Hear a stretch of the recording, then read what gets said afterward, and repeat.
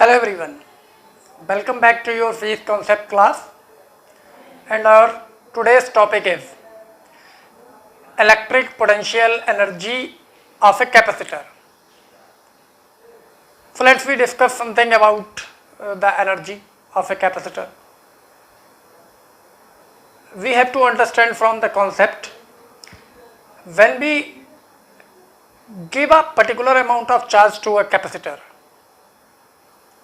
we have to do some work, and as we already know that the work is a form of energy, so it is very simple. When we given a charge to a capacitor, the work has to be done, and this work is stored as the energy in the capacitor. This stored energy is called the electrical potential energy of the capacitor. So let we start our class. Have a look on a board. Okay, तो सबसे पहले हम एक यहाँ पर एक capacitor form करते हैं. अभी ये सिंपल कैपेसिटर है, अभी इसको हमने कोई चार्ज नहीं दिया है. हम सपोज करते हैं कि हम इसको टोटल चार्ज कैपिटल क्यू देने वाले हैं. सबसे पहले हमने इसको एक स्मॉल अमाउंट में चार्ज दिया है डी क्यू. सिंपल सी बात है, charge is the cause of development of electric field and also the development of electric potential.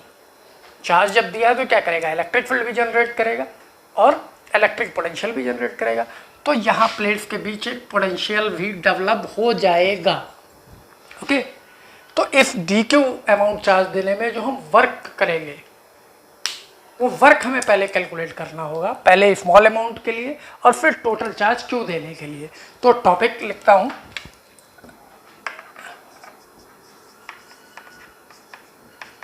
Electrical potential energy stored in the capacitor. Stored in the capacitor, this is the topic. Electrical potential energy stored in the capacitor. और ये अभी जो मैंने आपको बताया कि हमने एक बहुत स्मॉल अमाउंट ऑफ चार्ज एक कैपेसिटर को दिया है जो इसकी प्लेट के बीच में बी पोटेंशियल डिफरेंस क्रिएट कर रहा है. तो हम क्या नोटिस करेंगे, the small amount of work done in giving D Q charge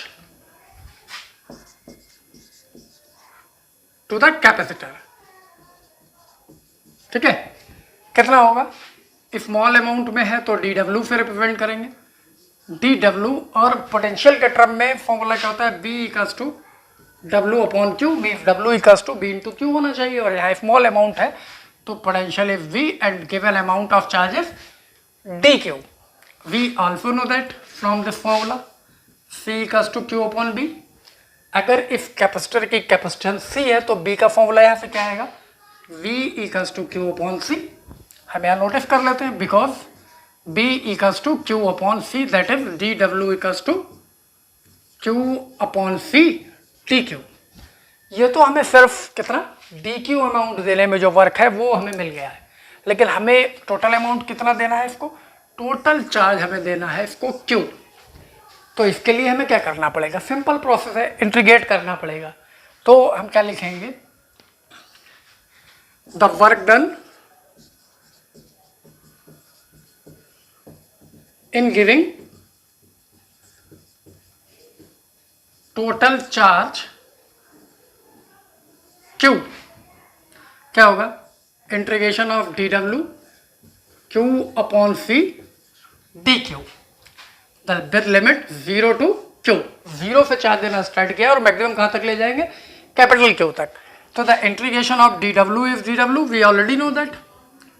the 1 upon C is taken outside from the integration because the capacitance of any capacitor is constant. तो remaining term is this 0 to Q is limit Q D Q. और इसको जब हम integrate करेंगे तो integration of Q D Q, Q to the power 1 है. तो from the formula भी एक बार मैं आपको रिमाइंड कर देता हूँ, this x to the power n dx equals to x to the power n plus 1 divided by n plus 1। तो यहाँ पे q x dx की जगह q dq है, तो हम क्या करेंगे, q टू द पावर यहाँ 1 है, q to the power 1 plus 1 n plus 1 means square divided by 1 plus 1 means 2। This is q square upon 2 और in limit is 0 to q। और इस फॉर्मूले पे अगर लिमिट होती है a टू v तो हम इसको क्या लिखते हैं, ऐसे लिखते हैं a टू v। फिर क्या करते हैं, ये तो डिविड होता है 1 अपॉन n प्लस 1 आउटसाइड ले सकते हैं, और x to the power n plus 1 एक बार अपर लिमिट से रिप्लेस होगा x v to the power n plus 1 minus a to the power n plus 1 then lower limit. This is the formula. इसी को हम यहाँ अप्लाई कर रहे हैं, तो अप्लाई कर दीजिए 1 upon 2 c q square, the upper limit is q, so small q is replaced by q square minus 0। तो net formula is q square upon 2c because this work done is equals to electrical potential energy. U is the symbol of electrical potential energy, तो यही work electrical potential energy होगा, तो हम symbol change कर लेते हैं।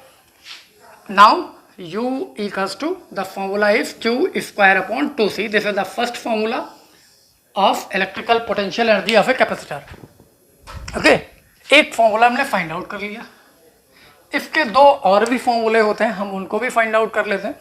अगर हम यहाँ पे क्या करें, c को रिप्लेस कर दें, because c equals to q upon b, इसको अगर हम रिप्लेस कर देते हैं, now putting this value we have q square to c divided by c की वैल्यू यहाँ पे प्लेस कर देते हैं, q अपॉन b पुट कर देते हैं, 1 q is cancel here. Now the new formula is 1 upon 2 qv। ये एक और फॉर्मूला हो गया। Second formula u is the first formula is u equals to q square upon 2c, the second formula is 1 upon 2 qv. Now we have the third formula also. So third formula again, now we can replace the q by, because q equals to cv. Now replace this value of q in terms of the capacitance and potential. In capacitance and potential, u is equals to cv, then c square v square divided by 2c. Now this is 1 upon 2 cv square. The third formula is 1 upon 2 cb square. This is the third formula.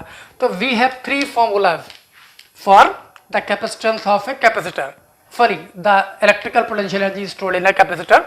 The first one is in terms of the charge and capacitance. The second one in terms of the charge and the potential difference between the plates. And the third one in terms of the capacitance and the potential difference. Okay, so you can note down these all formula by pausing the screen or by playing the video and again. So I hope you understand better now what is the electrical potential energy stored in a capacitor.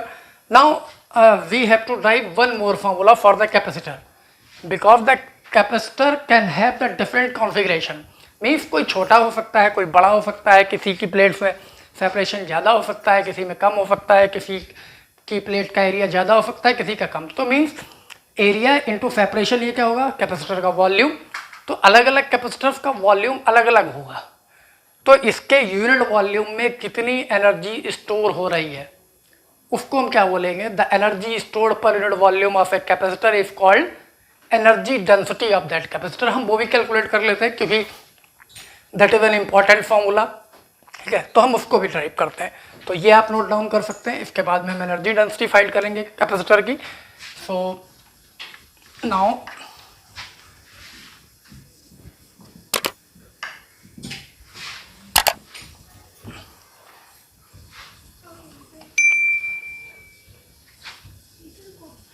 the energy density is formula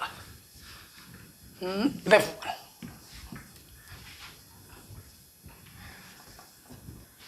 Energy density. So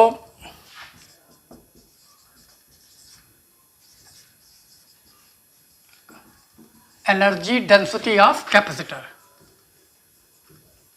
This is the topic. Okay. Now potential energy हम calculate कर चुके हैं, तो इसको रब कर देना चाहिए। ओके, एनर्जी डेंसिटी, तो डेफिनेशन के अकॉर्डिंग मैंने क्या बोला, the energy stored per unit volume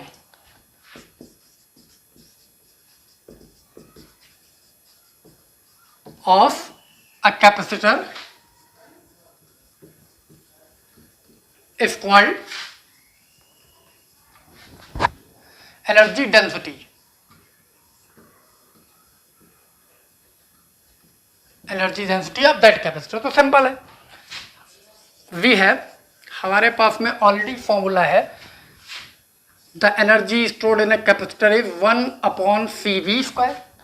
okay, और हमें जो कैपेसिटेंस का फॉर्मूला हम यूज करते हैं, हमें चाहिए एनर्जी डेंसिटी। तो सबसे पहले तो हम सी को रिप्लेस करेंगे, ठीक है। अगर ये एयर कैपेसिटर है तो यहाँ C0 होगा, और अगर ये डाइलेक्ट्रिक कैपेसिटर है तो यहाँ पे C होगा। तो C इफ जनरली हम यूज करें तो एयर कैपेसिटर को देखें तो ε0A/d होता है। अगर यहाँ पे डाइलेक्ट्रिक भी है तो यहाँ पे K भी आ जाएगा। तो now and U is equals to 1/2 C replaced with 1dV²। ये तो हमें U फाइंड आउट कर लिया। हमें क्या चाहिए, energy density. So E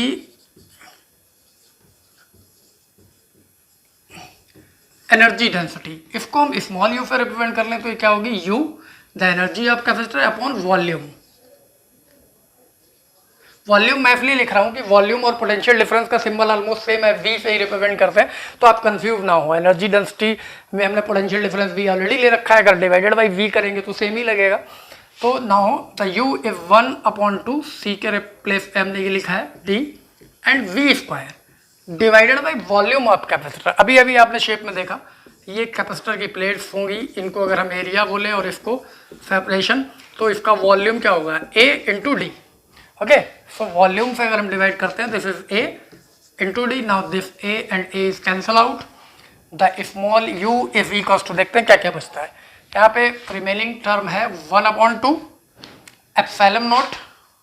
okay, now V/D whole of square, V/D whole of square. यहाँ पे आप देख सकते हैं V² D/D है तो ये D² हो जाएगा।